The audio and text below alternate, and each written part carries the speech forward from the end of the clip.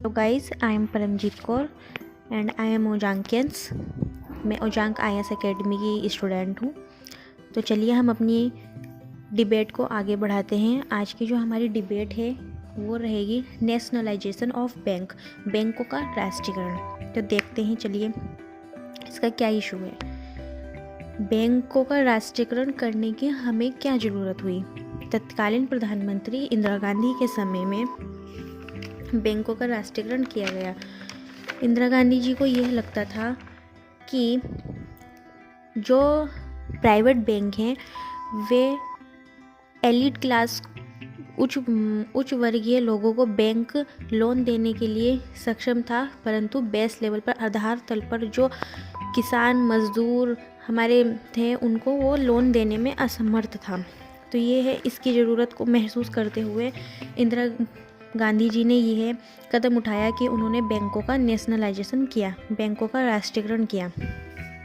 उससे क्या हुआ, सरकार ने बैंक में अपनी हिस्सेदारी को बढ़ा लिया, अपने अंदर उसको कंट्रोल कर लिया।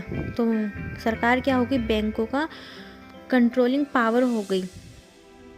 लेकिन उसमें क्या हुआ, उसमें सब कंट्रोल, बैंक में जो कंट्रोल था वो गवर्नमेंट का हो गया। तो अब हम जो ये बात कर रहे हैं बैंकों के राष्ट्रीयकरण, ये 1980 के दशक की हम बात कर रहे हैं।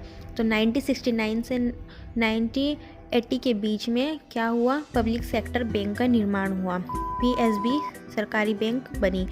इनमें क्या हुआ, 91% साझेदारी हो गई, जो अब करंट में प्रेजेंट में ये घटकर 70% ही रह गई है।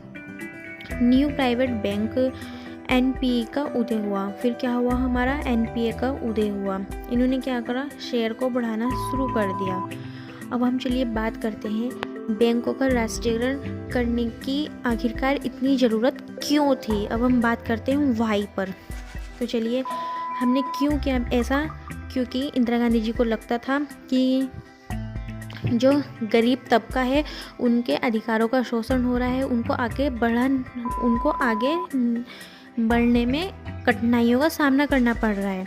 तो इसलिए उन्होंने बैंकों का राष्ट्रीयकरण किया और उसमें वह चाहती थी कि बैंकिंग संसाधनों का ज़्यादा से ज़्यादा आवंटन ग्रामीण क्षेत्र में होना चाहिए। एक पहला कारण ये था जिसकी वजह से हमने बैंकों का राष्ट्रीयकरण किया। दूसरा यह था कृषि क्षेत्र को ज़्यादा लोन मिले और प्राथमिक क्षेत्र ऋण को ज़्यादा आवंटित किया जाए, ये था। अब सुनने से तो ऐसा लग रहा है कि 1980 के दशक में ही हम गरीबी को मिटा चुके थे, परंतु ऐसा नहीं हो पाया। आगे हम देखते हैं और इसकी क्या ज़रूरत महसूस हुई इसकी। फिर हमने ये देखना कि क्षेत्रीय ग्रामीण बैंक को बढ़ाना होगा।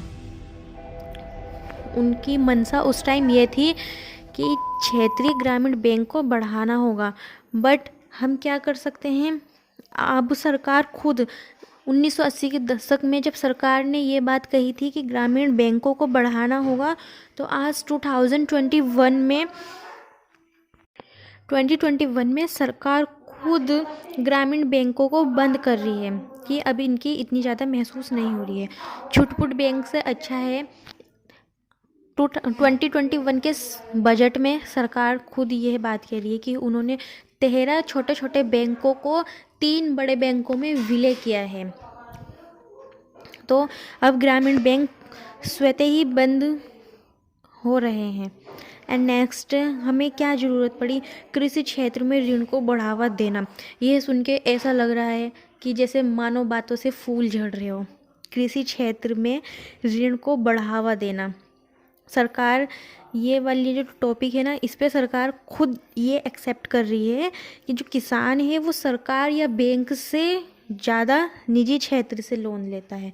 वो इतना बैंकों से लोन नहीं लेता है जितना वो निजी क्षेत्र से लेता है।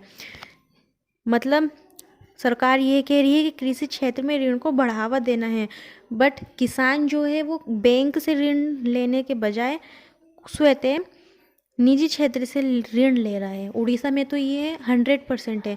इससे क्या हो रहा है, किसानों पर बहुत ही अत्याचार और जुल्म होता है, जिससे वे आत्महत्या का शिकार हो जाते हैं। नेक्स्ट है हमारा ग्रामीण क्षेत्र में ऋण को बढ़ावा देना। पहले कृषि क्षेत्र में ऋण को बढ़ावा देना था, अब क्या है, ग्रामीण क्षेत्र में ऋण को बढ़ावा देना है।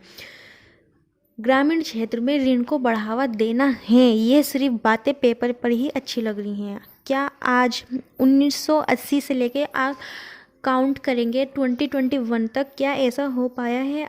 अगर किसी को दूध बेचने के लिए गाय की ज़रूरत है तो क्या गाय खरीदने के लिए उसे ग्रामीण क्षेत्र में की जो बैंक है उससे लोन मिल पाया है?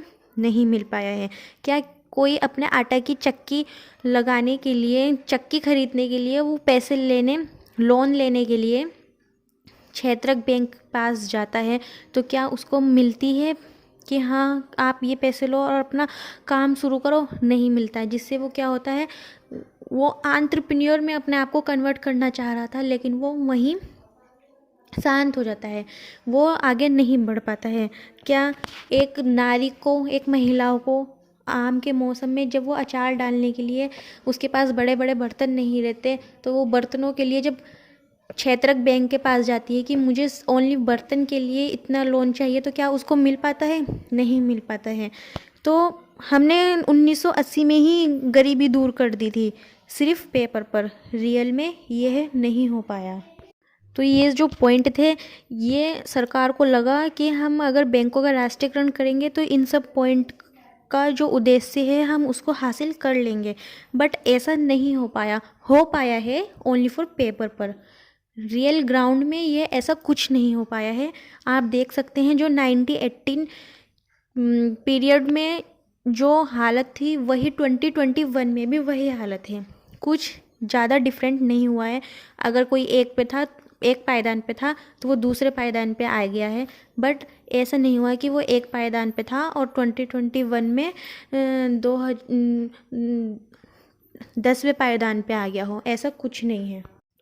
यह सोचकर सरकार ने बैंकों का राष्ट्रीयकरण कर दिया था। बैंकों का राष्ट्रीयकरण किया, करने के बाद बैंकों पर अपना हुकूमत जमा लिया, और उसके बाद क्या हुआ, जब सरकार आ गई तो हमारा जो अर्थव्यवस्था है वो क्या है, समाजवादी अर्थव्यवस्था है। तो सरकार भी समाजवादी होगी, उन्होंने बैंकों को भी समाजवादी कर दिया। अगले वीडियो में हम बात करेंगे सरकारी बैंकों के बारे में। थैंक यू इतना सुनने के लिए, और अगली डिबेट्स ओजांकिन्स डिबेट का आप सभी को वेट रहेगा। Thank you so much.